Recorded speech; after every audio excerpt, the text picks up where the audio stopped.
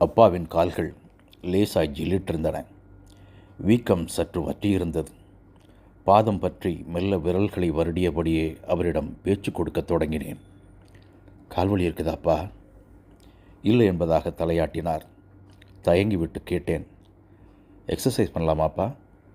அசிரத்தையாய் முகம் மாறி, கொஞ்சம் போகட்டுமா என்றார். சீக்கிரம் சரியாயிடும்பா. எனக்கு மேற்கொண்டு என்ன சொல்வதென தெரியவில்லை. ஃபிசியோதெரபிஸ்ட் தினம் 1/4 மணி நேரமாவது அவர் சொல்லிக் கொடுத்த உடற்பயிற்சிகளை செய்ய அறிவுறுத்தியிருக்கிறார். அப்போதுதான் கால் விரைந்து குணமாகும், பழையபடி நடக்க முடியும் என சொல்லியிருக்கிறார். அப்பா சில நேரம் ஆர்வமாய் செய்கிறார், சில சமயங்களில் சுணக்கம் காட்டுகிறார். அவரை வற்புறுத்தவும் சங்கடமாயிருக்கிறது. ஓடி ஆடி வேலைகள் செய்தவர் அடுத்தவர் உதவியுடன் நடமாட வேண்டியதாகிவிட்டதே என நினைத்து கொள்கிறார் போல. அதனால் ஏதாவது பீடிகையுடன் அவரை உடற்பயிற்சிக்கு தயாராக்குவது வழக்கம். 2 மாதமாகத்தான் இப்படி. திடீரென காலில் நீர் கோத்து கொண்டு நடக்க முடியாமலானது. மருத்துவமனையில் இரத்தம் எடுத்து பார்த்தபின் ஏதோ கிருமி தொற்று என்றனர். இத்தனைக்கும் கழிவறை வரையிலும் வீட்டை சுத்தமாகத்தான் வைத்திருக்கிறோம். சிறு அறுவை மற்றும் 1 வார சிகிச்சைக்கு பின் மீண்டும் இரத்த பரிசோதனை பார்த்து தொற்று குறைந்து விட்டதாய் சொல்லி வீட்டுக்கு அனுப்பி வைத்தார்கள். வீடு திரும்பிய போது அண்ணா உதவியுடன் தான் அப்பா விந்தி விந்தி நடக்க வேண்டியிருந்தது. அதுவே அவருக்கு பெரிய அடி மனதில். நாற்காலியில் அமர்த்தி வைக்கப்பட்டிருந்த அவர் கால்களை மடியில் வைத்து கொண்டு மெல்ல வருடி கொடுத்தேன். அவர் அந்த செயலுக்காய் காத்திருப்பது எனக்கு தெரியும். அந்த கால்கள் உணர்ச்சி இழந்து சில நாட்களாகின்றன. என் தொடுதலை அக்கால்கள் உணரா. ஆனால் அந்த 1/2 மணி நேரம் அவருடன் பேசிக்கொண்டிருக்கும் பேச்சு துணைக்காக அவர் காத்து கொண்டிருப்பதை அறிவேன். பேச்சு துணை என்று சொல்கிறேனே ஒழிய பேசுவது என்னவோ பெரும்பாலும் அவர்தான். சிரத்தையாய் கேட்கும் செவிகள்தானே மகத்தான பேச்சு துணை. பொதுவாக ஏதேனும் அவரது சிறுவயது கதைகளை கூறிக்கொண்டிருப்பார். பெரியவர்கள் பேச்சு பல நேரம் நமக்கு எந்த சுவாரஸ்யமும் தருவதில்லை. ஆனால் கேட்பவர்களுக்கு அன்றி சொல்பவர்களுக்கும் சுவாரஸ்யம் தேவைப்படுகிறது. அதை கேட்பவர்களின் ஆர்வத்திலிருந்து அளந்து கொள்கிறார்கள். அதற்கேற்ப கூட்டியோ குறைத்தோ நீட்டியோ வெட்டியோ சொல்கிறார்கள் அல்லது நிறுத்தி விடுகிறார்கள். அனிச்சையாய் எழும் கொட்டாவி தவிர சுவாரஸ்யமாய் கவனிப்பதாய் முகத்தை வைத்து கொள்ள பழகியிருந்தேன். நான் ஆசையாய் கேட்டுக்கொண்டிருக்கிறேன் என்ற நம்பிக்கையில் அவர் சுவாரஸ்யம் கூடிக்கொண்டே போகும். சப்தம் உயர்த்தி அவரே சிரித்து அவரே சிலாகித்து ஏதேனும் ஒன்று சொல்லிக் கொண்டு இருப்பார். தினம் தவறாது இதுதான் மாறாமல் நடந்து கொண்டிருக்கிறது. கொட்டியபடி அவர் பேச்சை கேட்டுக்கொண்டிருக்கையில் மனம் எதையோ சிந்தித்து கொண்டிருக்கும். இன்றும் மாத தொடக்கத்தில் வரவேண்டிய சம்பளத்தையும் உருளைச்சீவல் சாப்பிட்டு எவ்வளவு நாளாயிற்று என்று சம்பந்தம் இல்லா அங்கலாய்ப்பிலும் மனம் இறங்கியிருந்தது. மனதிற்கு எப்பொழுதும் விவஸ்தை கிடையாது. உண்மையில் மனம்தான் நாம். அதில் மட்டுமே நாமாக வாழும் கொடிப்பினை இருக்கிறது. கேசவனை பார்த்தாலே அவ்வளவு சந்தோஷமாயிடுவேன். அப்பாவின் குரல் உருளைச்சீவலை இடைமறித்தது. யார்ப்பா அது என்ற சம்பிரதாய கேள்வி கேட்டு திரும்ப மனதிற்குள் புகுமுன், நம்ம ஒரு கோயில் யானடா, இப்போத்தானே சொன்னேன் என்றார். யானை என்ற வார்த்தை சட்டென உற்சாகம் தந்து அவர் பேச்சில் லேசான கவனம் வந்தது. அவரது பால்யமே திரும்பியது போல் உற்சாகமாய் சொல்லத் தொடங்கினார். அங்கே கேரளாவில் கோயில் திருவிழாவை ஆராட்டுன்னு சொல்லுவோம். அதில் யானை மேலே தெய்வ விக்கிரகத்தை வச்சு ஊர்வலமாக கூட்டிகிட்டு போகிறது ஒரு சம்பிரதாயம். நம்ம ஒரு சின்ன கிராமங்கிறதுனால நம்ம கோயிலுக்குன்னு தனியாக யானை கிடையாது. கோயில் ஆராட்டு சமயத்தில் பக்கத்து பெரிய ஒரு கோயிலேருந்து யானை வரவழைப்பது வழக்கம். அதில் ஒரு சிக்கல், பெரும்பாலும் எல்லா பகவதி கோயிலும் ஒரே சமயத்தில் தான் ஆராட்டு வழிபாடு நடத்தும். அதனால் ஏற்படுற சச்சரவு வசதி குறைவுங்கிறதுனால பெரும்பாலும் நம்ம ஊரே சமரம் செய்ய வேண்டியதாக இருந்தது. ஓ, நம்ம ஊருக்குன்னே யானை வேணும்னு ஊரே கூடி ஒரு வருஷம் முடிவெடுத்தாங்க. நான் பெரியப்பாலாம் சின்ன பசங்க, எனக்கு 8 வயசு இருக்கும்னு நினைக்கிறேன். ஊரில் காசு வசூல் பண்ணி அப்படி ஒரு யானையை பார்த்து கூட்டிகிட்டு வந்தாங்க. எல்லாருக்கும் பெருமையும் சந்தோஷமும் பிடிபடலை. யானைக்கு பேர் கேசவன். குழந்தைத்தனமும் கம்பீரமும் ஒன்றா சேர்ந்த ஜீவன் யானை தானே கண்ணம்மா. நிஜமான ஆர்வத்துடன் கொட்டத் தொடங்கினேன். அதுக்கு 2 பாகம். 1ஆம் பாகம் கோபாலன், 2ஆம் பாகம் கண்ணன். அந்த வருஷம் ஆராட்டும் வழிபாடும் கேசவன் வருகையால் அமோகமாக அமைஞ்சது. ஆராட்டு திருவிழா எல்லாம் முடிஞ்சப்புறம் தினம் காலையில் கேசவனை கோபாலம் ஊருக்குள்ளே ஒரு ரவுண்டு அழைச்சிட்டு போவார். சின்ன ஊர் தானே, ஒவ்வொரு வீட்லேயும் இருக்கிற குழந்தைங்க கேசவனுக்காக காத்திருப்போம். அப்போல்லாம் எல்லார் வீட்டிலையும் தொடி உண்டு, தோட்டம். கேசவன் வந்தால் அவங்கவுங்க வசதிப்படி ஆசைப்படி ஏதாவது சாப்பிட கொடுப்போம். சில வீடுகளில் வாழை, சிலர் தென்னை ஓலை தருவாங்க. மரத்தில் பலா காய்ச்சி தொங்குறதை பார்த்தா கேசவன் இம்முன்னு அமர்த்தால ஒரு சப்தம் தரும்.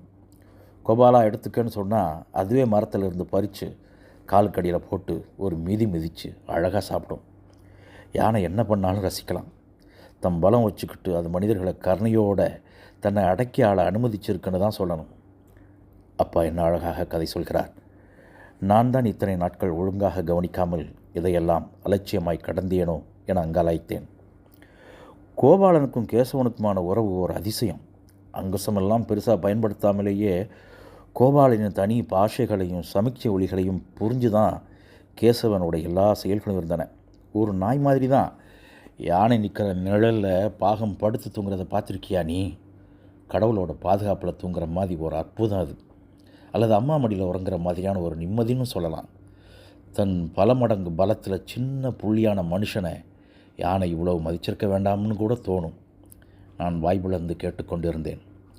2ஆம் பாகனும் பெரும்பாலும் கூடவே இருந்தாலும் கோபாலன் சொன்னாதான் எதையும் செய்கிற ஒரு குணம் இருந்தது கேசவனுக்கு. கோபாலன் இல்லாத பொழுது கண்ணன் பாகன் பெரும் பாடுபடுவார்.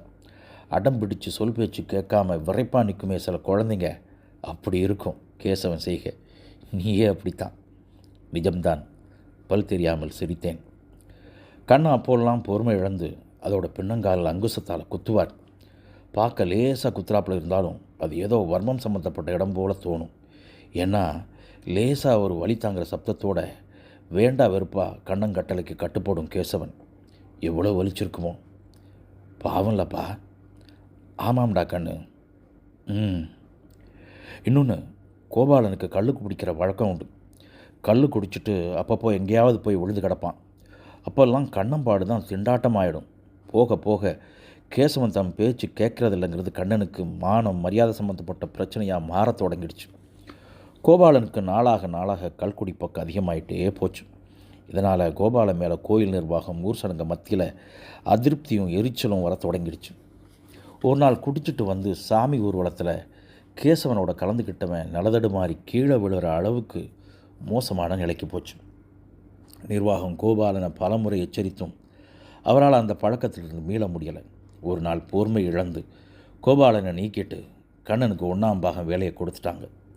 கோபாலனுக்கு தாங்க முடியலை. கேசவன்கிட்ட வந்து பூரா அழுது தன் மனக்குமரலை புலம்பி தீர்த்தான். மறுநாள் கோபாலன் ஊரை விட்டு போனான். யார்கிட்டையும் ஏதும் சொல்லலை. கண்ணன் 1ஆம் பாகம் ஆனால் அதுக்கு பிறகும் அவனால் கேசவனை சமாளிக்க முடியலை. அதுக்காக தொடர்ந்து கேசவன் மேலே தாக்குதலை பயன்படுத்த வேண்டி வந்தது. கிளிப்புள்ள மாதிரி பாகன் சொல் பேச்சு கேட்டுக்கிட்டு இருந்த கேசவன் தினம் மோசமான காயங்களுக்கு ஆளாக வேண்டி வந்தது. இது எல்லாத்தையும் விட அது கோபாலனை தேடிச்சு. சாப்பிட குளிப்பாடன்னு தன்னை ராஜா மாதிரி நடத்தின கோபாலனை காணாமல் சரியாக சாப்பிடாமல் இருக்க தொடங்கிச்சு கேசவன். ஒரு நாள் குளிப்பாட்டை ஆற்றுக்கு கூட்டிகிட்டு போகிறப்ப திடீர்னு கண்ணனை விரட்ட தொடங்கிச்சு. விரட்டுறதுன்னா கோபத்தில் மிதிக்கிற மாதிரியோ தூக்கி வீசுகிற மாதிரியோ இல்லை. அவன் பின்னாடியே நடக்கிறது, நிற்க விடாமல் லேசாக வேகத்தோட துரத்தல். ஏன்னு காரணம் தெரியலை. கண்ணனால் கேசவன்கிட்டையே நெருங்க முடியலை.